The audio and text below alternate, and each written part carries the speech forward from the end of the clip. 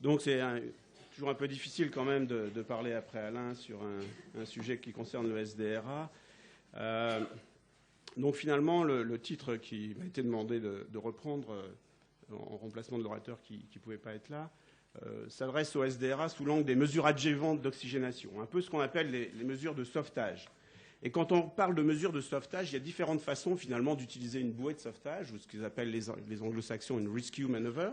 C'est effectivement, on peut la mettre quand la mer est démontée et que ça va pas bien. Et là, on est vraiment dans ce qu'on caractériserait le sauvetage. On va sauver notre malade de la noyade. Ou éventuellement, c'est finalement un peu un confort. On se trouve dans une zone à risque, ou du moins le docteur pense que la zone est à risque. Et c'est bien là toute l'ambiguïté du problème. C'est est-ce qu'on va traiter le malade ou est-ce qu'on traite le docteur ou l'équipe? C'est un petit peu les deux. Et vous savez notamment qu'en matière de sévérité de l'oxygénation, il y a des informations qui sont maintenant assez intéressantes, voire même assez extraordinaires, puisqu'on a réussi, enfin pas nous, les Anglais, ont réussi quand même à mettre des gens au sommet de l'Everest et à faire des gaz du sang lorsqu'ils étaient quasiment au sommet. Alors il faut voir, hein, ils ouvrent leur combinaison, ils mettent une aiguille dans une artère fémorale, ils font le prélèvement, ils descendent à 7008, refaire l'analyse du gaz du sang, enfin c'est assez impressionnant. Mais ils l'ont fait, donc ils ont fait tout ça pour dire que parmi les alpinistes qui sont arrivés au sommet, la mesure moyenne de la PaO2 lorsqu'ils étaient au sommet, respirant en air, était de 25 mm de mercure. La saturation de 54%. C'est un seuil de tolérance. Alors évidemment, ce ne sont pas des malades de réanimation. Évidemment, ils ont pris un petit peu de temps pour arriver là. Donc en règle générale, nos malades, ce n'est pas les malades tout frais, hein. Ils ont toujours une histoire derrière eux. Donc peut-être qu'eux aussi, ils ont déjà fait le camp de base et puis ils ont monté déjà un certain nombre de sommets avant d'être dans la situation dans laquelle on va rendre compte. Donc finalement, c'est quoi un seuil d'oxygénation critique? Ça mériterait certainement d'être discuté. Et d'ailleurs, quand on pose la question à des réanimateurs, dans une étude qui a été faite en Australie, bah, finalement, ces réanimateurs, ils sont assez tranquilles. Et je ne sais pas, vous, dans votre quotidien, ce que vous vivez, mais c'est près de 60% de ces réanimateurs interrogés qui disent que finalement, le malade, s'il est entre 85 et 90 pendant 24 heures, ben moi, ça me va bien, je suis content. Je ne suis pas sûr que parmi d'entre vous, combien on appelle à 3 heures du matin en disant il a 89 de SAT. Voilà, là, entre 85 et 90 pendant 24 heures, ça ne gêne pas, paraît-il. Et puis, plus de 50% respectent une saturation stable de 90%. Du coup, ça nous pose des questions. C'est quoi un niveau d'oxygénation correct? Alors, les recommandations internationales, les grands essais multicentriques, l'objectif de saturation, c'est 88-92. C'est plus souvent d'ailleurs 95, 96, 97. Je n'aurai pas le temps de vous montrer tout ça, mais on a plein de données cliniques qui montrent que les docteurs, les équipes soignantes, on a tendance à mettre un peu plus. Et avant, on ne voyait pas parce qu'il y avait le volume courant qui a tué tellement de monde qu'on ne s'est pas rendu compte que l'oxygène pouvait aussi être toxique. Maintenant que le volume courant, on a réglé son histoire, on va sauver un malade sur 10 avec ça, il faudrait peut-être qu'on regarde un peu ce qui se passe avec l'oxygène. Donc, objectif, finalement, assez modeste. Loin des 95% ou 98%, plutôt fourchette basse. Et vous voyez que pour les critères d'ECMO, en fonction des études, c'est pareil. Les critères de CEC, c'est de 50 à 80 mm de mercure. Et quand on regarde l'hypoxémie, jusqu'à présent, l'adage, c'était on ne meurt pas d'hypoxémie au cours du SDRA. Alors c'est en train de changer. Il y a un certain nombre de données dans la littérature qui montrent que peut-être que comme on ne va plus mourir de défaillance multiviscérale parce que les malades vont faire moins de lésions induites par la ventilation mécanique, ils vont mourir un peu plus d'hypoxie. Et dans les grandes études, 15 à 30% des malades reçoivent des traitements additionnels, des traitements de sauvetage dans le cadre de la prise en charge de leur hypoxie. Un poumon de SDRA, c'est ça. Alain vous en a déjà un peu parlé, largement parlé, donc je ne vais pas revenir. Mais il y a des zones qui respirent, il y a des zones qui ne respirent pas, il y a des zones qui sont très malades, c'est difficile d'oxygéner. Et tout ça parce que, notamment, il n'y a pas un bon échange au niveau donc, de ce qui se passe dans l'alvéole pulmonaire, de ce qui se passe dans la circulation capillaire pulmonaire. On décrit donc un certain nombre d'anomalies, et c'est sur ces anomalies qu'on va essayer de jouer. Soit on peut jouer sur un poumon qui, a priori, est ventilé et perfusé, sur le débit cardiaque, la transfusion, avec, je ne dis pas qu'il faut le faire, je dis que c'est possible. Ou on augmente la ventilation alvéolaire, c'est ce que je disais. Des fois, on essayait d'améliorer l'oxygénation en hyperventilant le malade, en faisant baisser la pression partielle alvéolaire en CO2, donc on augmentait artificiellement la pression alvéolaire en oxygène, et on gagnait quelques millimètres de mercure, on était très contents, on avait comme ça complété les statistiques de décès liées à la ventilation mécanique. On augmente aussi la fraction inspirée d'oxygène. On peut jouer aussi sur des manœuvres de recrutement, sur l'élévation de la PIP, sur la position du malade. On peut jouer aussi sur la circulation pulmonaire en utilisant des vasodilatateurs, le plus souvent donc inhalés, rarement par voie intraveineuse, comme le monoxyde d'azote, le NO, voire des prostaglandines. Alors, on se retrouve parfois dans une impasse sur un plan quand même de prise en charge des malades de réanimation, et ce n'est pas parce qu'on va tolérer des seuils plus bas qu'il y a des moments où on ne se trouve pas quand même un peu dans une situation difficile. Finalement, quand on est dans une impasse, on peut décider aussi peut-être que cette impasse, elle peut être tolérable. Et donc, un concept qui se voit apparaître maintenant, qui tient justement à ce niveau d'oxygène qui est peut-être pas bien défini dans la littérature, c'est celui d'hypoxémie permissive. Ça n'a rien de permissif, c'est simplement de tolérer, comme on a toléré l'hypercapnie permissive, l'hypoxémie, ou en tous les cas, ce qui n'est pas habituel chez nous. Mais encore une fois, je vous renvoie à ces alpinistes au sommet de l'Everest. Donc ça veut dire quoi? Tolérer une saturation relativement basse, en maintenant un apport suffisant d'oxygène, mais c'est surtout aussi parfois donner un petit peu de temps au poumon, éviter d'agresser ce poumon par la ventilation mécanique ou par des traitements adjuvants qui auraient eux-mêmes des effets secondaires ou dont le bénéfice n'est pas démontré, mais parfois, comme on ne sait pas rester inactif, on a envie d'agir. Juste pour vous rappeler la cascade de l'oxygène, pour vous fixer le fait que de l'oxygène c'est bien, mais on n'en a pas besoin de tant que ça. Au niveau de la mitochondrie, 5 mm de mercure c'est suffisant. Vous voyez bien qu'entre les deux, il peut se passer beaucoup de choses, on a des réserves. Et globalement, l'utilisation de l'oxygène pose un problème plus que sa délivrance au niveau de la cellule. Donc là encore, c'est un élément pour dire que nos objectifs de cette hypoxémie permissive sont probablement atteignables. Deux exemples de malades de chez nous. 22 ans, un accident de la voie publique, un trauma abdominal avec un traumatisme du foie, une désinsertion des veines sus-hépatiques, une thrombose au niveau de la veine cave, un traumatisme pulmonaire, une surinfection pulmonaire, une contre-indication pour nous à la circulation extracorporelle d'assistance respiratoire, des saturations à 85%, 83%, 84% qu'on a tolérées, avec un abdomen, un syndrome compartimental abdominal, difficulté de faire du DV. Donc on a toléré, on a attendu, elle va bien, elle est rentrée chez elle. Et puis 45 ans, c'est un patient qui a une pneumopathie avec une septicémie à pneumocoque sur une grippe. Vous voyez, c'est le rapport P sur F en bas, la ligne rouge c'est la ligne 50. Et vous voyez que ce malade, il va passer chez nous à peu près 3 jours avec une PO2, P sur F à 50. Il était dans l'étude EOLIA sur l'ECMO, il n'a pas été tiré bras ECMO. Donc on a attendu, on peut assurer que le nombre de coups de fil, on y va, on le met en non, on n'y va pas. Voilà, donc il est resté lui aussi avec une hypoxie sévère. Et quand il arrive chez nous, la PCO2 est à 17 kPa, donc c'est à peu près 120 mm de mercure, puisqu'il nous est transféré d'un autre établissement. Et finalement, ils ne vont pas avoir de technique extracorporelle, lui, il va avoir des choses quand même dont je vais vous parler. Mais globalement, il ne va pas être mis sous CEC, mais il va tolérer, parce que ça, c'est les chiffres qu'on a observés chez lui, il va rester avec des P sur F aux alentours de 50 pendant plusieurs jours. Voilà, ça vous l'avez déjà vu, mais c'est surtout pour dire aussi qu'il y a plein d'autres traitements qu'on peut utiliser, qui n'ont pas tous fait leurs preuves, mais certains seraient certainement utiles. Certains ont déjà plutôt été... en tous les cas, les études sont plutôt négatives, comme l'utilisation des bêta-2 ou des vasodilatateurs systémiques, mais il y a d'autres choses. Moi, je vais me focaliser sur l'oxygène un petit peu, rapidement, les manœuvres de recrutement, parler un peu du NO, des curares, de l'ECMO là aussi, et puis des cubitus ventrales. Vous voyez qu'on m'a laissé la partie la plus légère. Donc je vais aller vite. Donc vous inquiétez pas, ça va encore plus vite après. Juste pour vous dire, l'oxygène, ça c'est le réflexe. Première chose qu'on fait, on tourne la FiO2. Juste pour vous rappeler un peu de physiologie, sur les courbes du bas, en fonction de ces lésions pulmonaires. Vous savez que donc, le sang qui va circuler dans ces territoires qui sont condensés, où il n'y a pas d'échange gazeux, finalement c'est ce qu'on appelle du shunt, donc pas de contact avec l'air alvéolaire. Lorsqu'on augmente la FiO2 progressivement sur la partie basse de la diapositive, vous voyez que cette courbe en noir, elle s'élève très peu.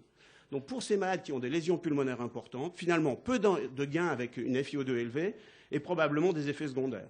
L'amélioration de l'oxygénation, on l'a pour des effets, soit sur des anomalies des rapports ventilation-perfusion, dans d'autres maladies, chez le BPCO, ou pour des shunts minimes.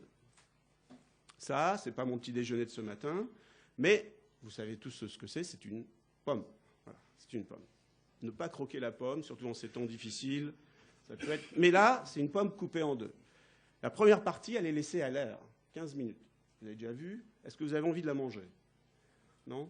C'est l'effet de l'air, de l'oxygène sur la pomme. Pourquoi? Parce qu'il y a des oxydases dans la pomme, dans les cellules de la pomme, qui vont réagir avec l'oxygène, qui vont produire des radicaux libres et qui vont donner cet aspect un peu brunâtre, marron, qui ne donne pas vraiment envie.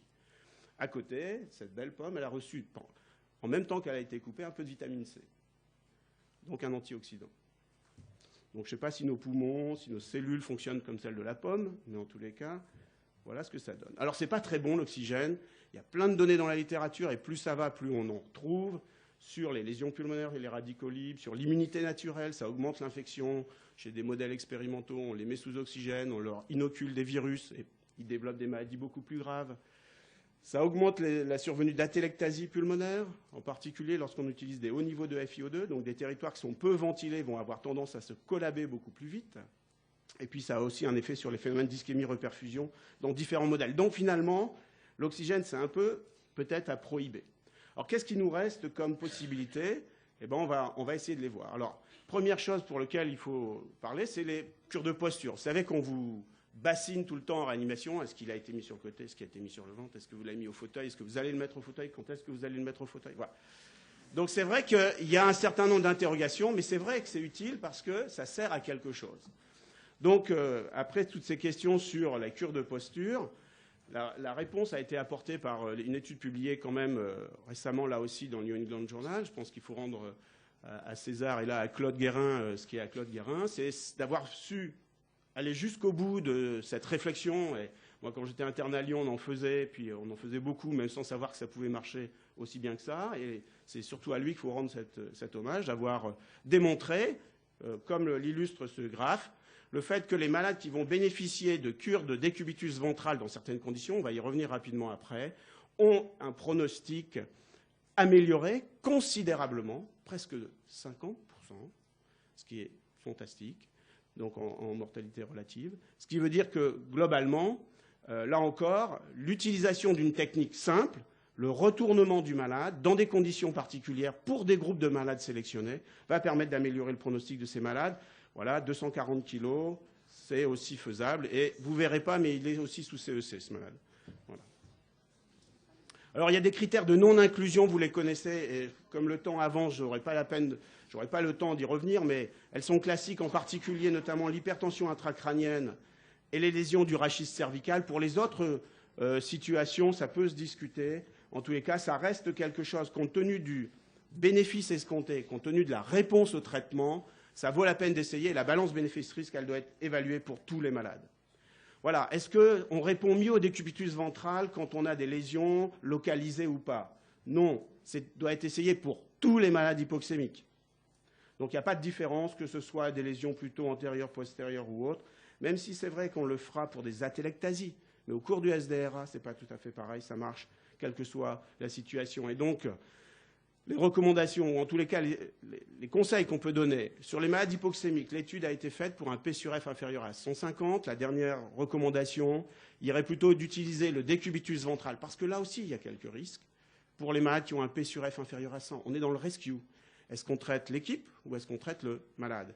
Alors, c'est à peine plus que ça, puisque probablement que le décubitus ventral a aussi des effets tout à fait favorables sur le recrutement alvéolaire. Donc, finalement, ça va peut-être même être plus un traitement étiologique, quelque part, qu'un traitement symptomatique. Ça ne fait pas qu'améliorer l'oxygénation. Ça a des effets aussi sur le ventricule droit et la survenue de pneumopathie nosocomiale. Attention, voie d'abord, intubation, escarre, compression vasculaire et nerveuse. Il y a des lésions oculaires, notamment rétiniennes, qui sont décrites. Combien de séances? 4 séances en moyenne dans l'étude Proceva. Chez les malades, les premiers jours passaient plus de 70% de leur temps en décubitus ventral.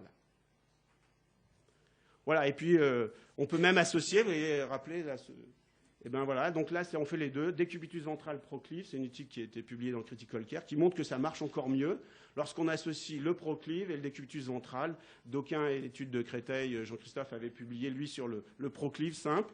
Et là, maintenant, on peut faire du Proclive et du décubitus ventral. Voilà. Les curares, pareil, étude française, je pense qu'il faut là aussi le signaler, dû à l'équipe, enfin, à la ténacité aussi de l'équipe de Marseille et de Laurent Papazian.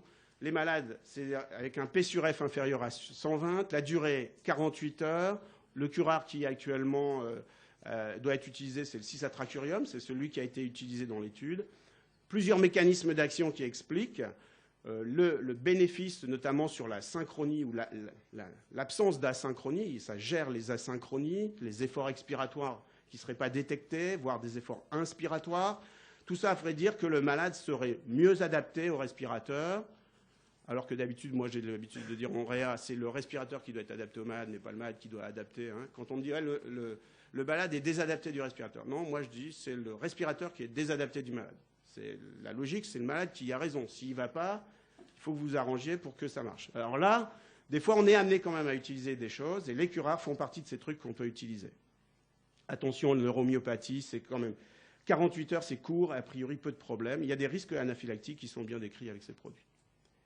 Ça marche sur l'oxygénation, mais pas tout de suite. C'est pour ça qu'on a un petit peu de mal à le placer dans les manœuvres de rescue, en tous les cas immédiates. Mais en tous les cas, sur un moyen terme, il y a un effet sur l'oxygénation qui est somme toute relativement modéré, mais quand on est dans ces zones-là, ça fait du bien d'avoir un peu de réserve.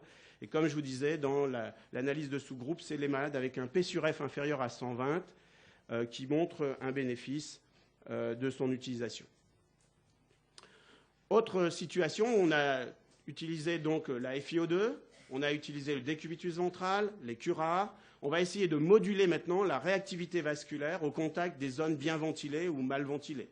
Là, on va utiliser donc un vasodilatateur qu'on donne sous forme de gaz. Donc, on ajoute sur le circuit inspiratoire du respirateur et qui va se distribuer dans les alvéoles. Alors, je n'ai pas de flèche, mais à moins que ça puisse... oui. Voilà. Donc, le gaz va être administré par la trachée, par le respirateur. Je ne vous ai pas mis le montage. Il va se distribuer préférentiellement dans les alvéoles bien ventilées en diffusant peu, ou en tous les cas, il y aura peu de passage dans ces territoires-là. Et l'effet résultant de ce vasodilatateur donné par voie pulmonaire, c'est d'augmenter le débit dans le territoire vasculaire qui est au contact de ce territoire alvéolaire bien ventilé recevant un vasodilatateur. Donc lorsqu'on va moduler comme ça ce rapport entre ventilation et perfusion, on va avoir en fait une amélioration de l'oxygénation. Je ne parlerai pas des risques possibles d'aggravation dans certaines situations. Ça marche. C'est un effet relativement modéré, 25-30 mm de mercure, pas chez tous les malades. Chez les malades, c'est un peu plus élevé. C'est les courbes qui sont là. De toute façon, vous voyez bien qu'elles sont séparées globalement. Ça marche pendant 72 heures. Au-delà de 72 heures, il n'y a pas de bénéfice.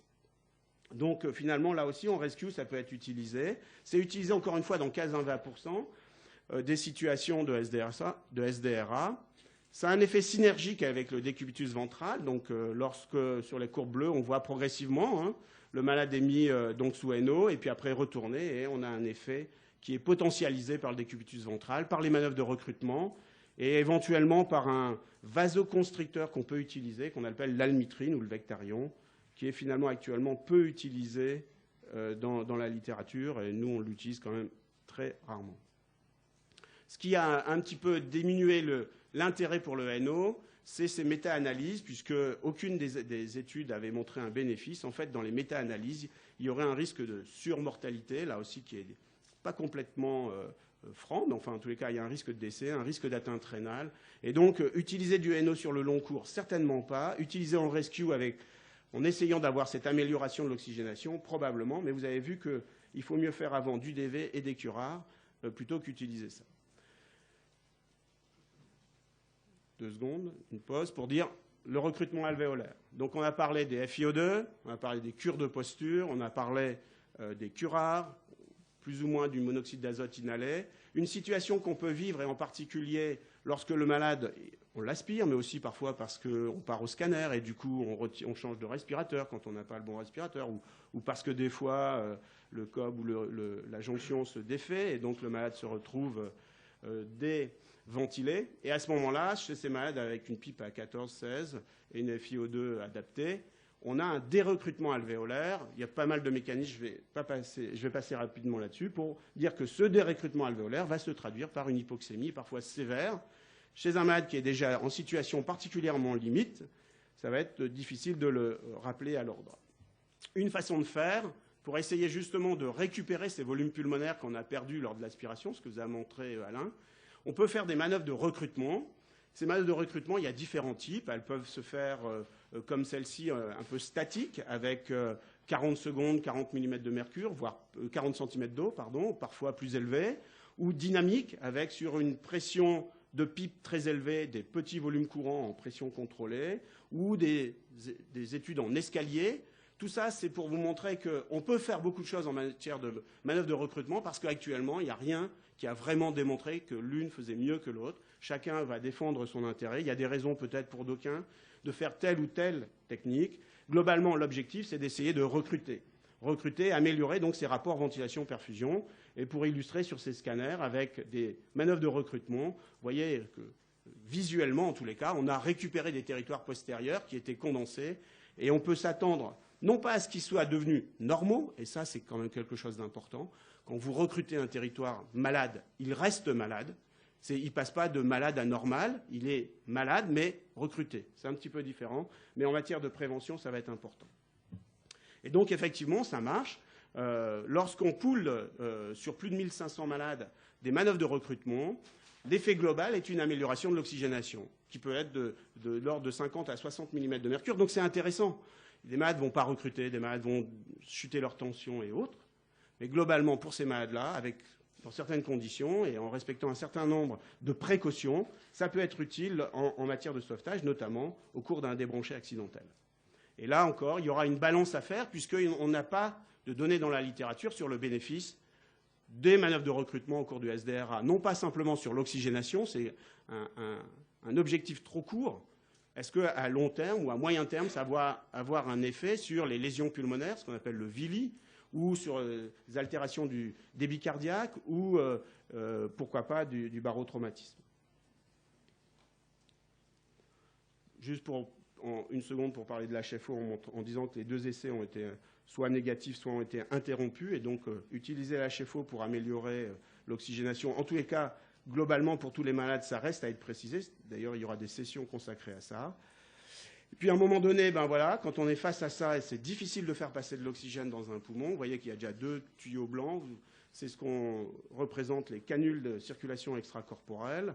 Donc, une circulation extracorporelle, le principe, c'est de prendre du sang veineux, de le faire passer, de le pousser par une pompe dans un oxygénateur, donc on a un poumon artificiel, de le réinjecter dans la circulation sanguine veineuse, puisqu'on parle d'assistance véno-veineuse, et en ayant enrichi l'oxygène du sang veineux, on améliore la PaO2 par simplement en partant d'une saturation plus basse dans le sang veineux, donc moins de transfert d'oxygène nécessaire pour améliorer l'oxygénation artérielle. L'oxygénation en assistance circulatoire, respiratoire, est dépendante du débit de CEC. Plus vous allez passer de débit à travers la membrane, plus vous aurez de sang enrichi en oxygène qui va retourner au cœur. Et donc, il faut à peu près atteindre 60-70% du débit cardiaque pour avoir une oxygénation correcte. Et ça, face à un poumon qui marche quasiment plus. Voilà, des canules de CEC en place avec une hémofiltration.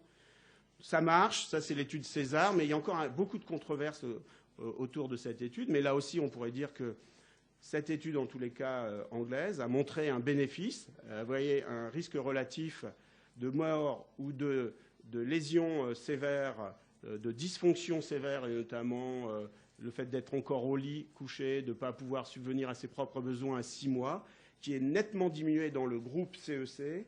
Encore une fois, des limites dans cette étude qui fait qu'on ne peut pas encore complètement dire qu'il faut utiliser la CEC systématiquement pour ces malades. D'autres systèmes comme les circuits extracorporels artério-veineux, je vous en parle rapidement parce que pour les autres, on n'a pas encore complètement de données, et pour vous dire que ça marche aussi un petit peu, paradoxalement, alors qu'au départ, c'est fait pour épurer du CO2. Quand on regarde la première ligne, le rapport P sur F, 2 heures après l'insertion, a augmenté. Et nous l'avons utilisé pas mal dans le service, à un moment où on avait cet outil-là. Et on a une augmentation de l'oxygène, malgré que ce n'est pas le principe même de la technique. Donc c'est des petits moyens, mais qui peuvent aussi rendre service. Voilà, ça va être quasiment la dernière diapo pour reprendre un peu la chose. Rappelons-nous, sauvetage, je me noie, ou c'est le docteur qui veut être, ou l'équipe soignante qui va en sauvetage. Voilà. On n'est pas tout à fait dans la même situation. Il y a des indications qui relèvent de la rescue, vraiment. Il y a des indications qui sont plutôt parce qu'elles améliorent le pronostic, la mortalité. Et donc, c'est un peu ce que j'ai essayé de résumer sur ce tableau. Il a ses limites aussi, ce tableau. Mais en tous les cas, pour vous fixer les choses. Décubitus ventrale, efficacité démontrée, survie démontrée, indication P sur F, 100 à 150. Au-delà de 150, un peu comme on a vu pour les hot pits, probablement que la balance bénéfice-risque s'inverse. L'utilisation des curares, efficacité, survie, P sur F, 120. C'est-à-dire que c'est en dessous de 120. Alors, pas 121, je fais quoi voilà, ça se discute. Comment la tendance, le malade n'évolue pas bien, etc. Mais globalement, c'est les seuils qui sont retenus dans la littérature. ECMO, données de la littérature, l'étude actuellement Eolia en France, 50 mm de mercure, le seuil. Dans la littérature, 50 à 80 mm de P sur F, indication éventuellement d'ECMO. La FiO2, moi je vous ai mis ce que j'en pensais. Le NO inhalé, pareil, on est en rescue. On n'est pas du tout, c'est pas un traitement que vous allez mettre sur le long cours, donc l'indication entre 55 et 80. Les manœuvres de recrutement, ça marche. Sur la survie, on ne sait pas. Et donc, les indications, P sur F aux alentours de 80. Et l'HFO, pareil, efficacité, ça dépend des malades, ça dépend des techniques. C'est déjà plus compliqué à mettre en œuvre. La survie, pour l'instant, non. Et les indications, je ne sais pas. Et puis, je ne vous ai pas parlé de la transfusion, du débit cardiaque, de la température qui peut être utile. Faire baisser la température pour un malade qui est très hypoxique, c'est bien. Hein, chaque degré de température baissée, c'est 10% du métabolisme de base en moins. Le drainage pleural, ça marche aussi, pas mal, que ce soit gazeux, évidemment, mais aussi liquidien. Et puis le syndrome compartimental abdominal. Voilà. Donc je voudrais remercier notre équipe pour leur sourire et puis pour votre écoute. Merci beaucoup.